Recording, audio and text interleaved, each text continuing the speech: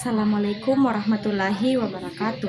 Di sini saya akan membahas mengenai komunikasi bisnis lintas budaya. Komunikasi bisnis lintas budaya adalah komunikasi yang digunakan dalam dunia bisnis, baik komunikasi verbal maupun komunikasi nonverbal, dengan memperhatikan faktor-faktor budaya di suatu daerah, wilayah, ataupun negara. Menurut Lehman, Hemstreet, dan Beatty, budaya diartikan sebagai sekumpulan pengalaman hidup yang ada dalam masyarakat mereka sendiri. Selanjutnya, komponen budaya. Budaya mencakup berbagai aspek kehidupan manusia, terutama yang berkaitan dengan dimensi hubungan antar manusia. Meskipun bentuk dari setiap komponen budaya dapat berbeda-beda dari suatu tempat ke tempat yang lainnya. Di dalam dunia bisnis, komunikasi lintas budaya menjadi elemen yang sangat penting. Khususnya, komunikasi lintas budaya sangat banyak digunakan dalam berbagai aspek, seperti melakukan kesepakatan bisnis dengan rekan bisnis yang berbeda budaya. Maka dari itu, perlu mempelajari komunikasi lintas budaya, agar menghindari kesalahpahaman dengan orang lain dalam berkomunikasi. Karena antar satu budaya dengan budaya yang lainnya itu berbeda. Menurut Murphy dan Hildebrand, dalam dunia praktis ada 3 tingkatan budaya. Yang pertama, formal. Budaya pada tingkatan formal merupakan sebuah tradisi atau kebiasaan yang dilakukan oleh suatu masyarakat yang turun-temurun dari suatu generasi ke generasi berikutnya, dan hal ini bersifat formal. Yang kedua yaitu informal.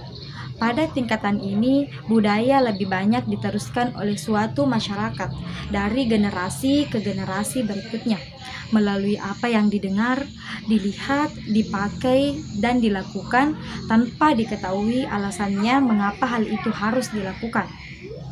Yang ketiga, teknis. Pada tingkatan ini, buku-buku dan aturan-aturan merupakan hal yang terpenting. Terdapat suatu penjelasan yang logis mengapa sesuatu harus dilakukan dan yang lain tidak boleh dilakukan. Kemudian, mengenal perbedaan budaya. Perbedaan budaya dapat dilihat dari berbagai hal. Yang pertama, nilai-nilai sosial. Di daerah pedesaan masih terdapat nilai-nilai kebersamaan yang tinggi, meski dalam hal ekonomi mereka tertinggal. Namun, di perkotaan nilai gotong royong sudah mulai memudar, seiring dengan tingginya sikap individualistis. Yang kedua, yaitu peran dan status. Budaya menuntun peran yang akan dimainkan seseorang, termasuk siapa berkomunikasi dengan siapa, apa yang mereka komunikasikan, dan dengan cara bagaimana mereka berkomunikasi. Yang ketiga, pengambilan keputusan. Di negara-negara maju seperti Amerika Serikat dan Kanada, biasanya pengambilan keputusan dilakukan dengan cepat, berbeda dengan negara Amerika Latin dan Jepang.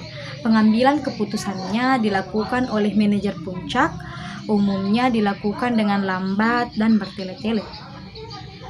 Keempat, yaitu konsep waktu.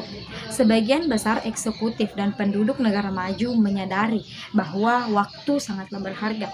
Berbeda dengan para eksekutif dari Amerika Latin dan Asia yang umumnya melihat waktu lebih fleksibel. Yang kelima yaitu konsep jarak komunikasi. Sebagaimana masalah waktu, menjaga jarak komunikasi juga berbeda untuk budaya yang berbeda-beda pula. Yang keenam yaitu konteks budaya. Di dalam konteks budaya tinggi seperti Korea ataupun Taiwan, orang-orang kurang tergantung pada bahasa verbal, kebanyakan tergantung pada bahasa nonverbal.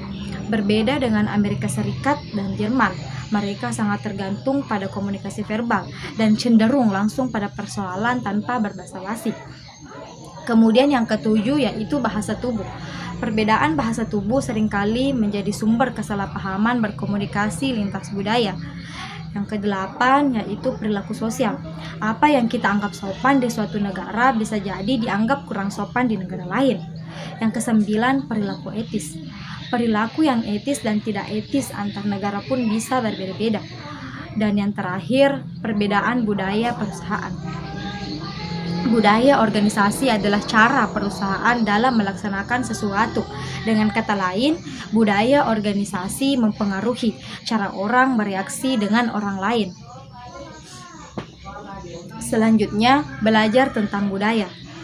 Ketika tinggal di negara lain, alangkah baiknya kita juga sedikit banyaknya mengenal bahasa dan budaya maupun adat istiadat yang berlaku di negara tersebut.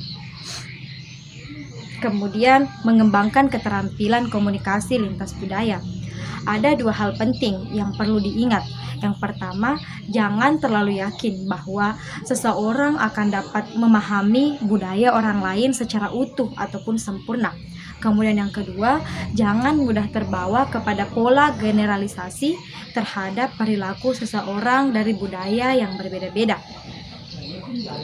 Kemudian selanjutnya, negosiasi lintas budaya.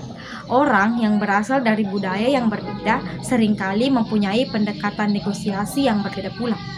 Tingkat toleransi untuk suatu ketidaksetujuan pun bervariasi.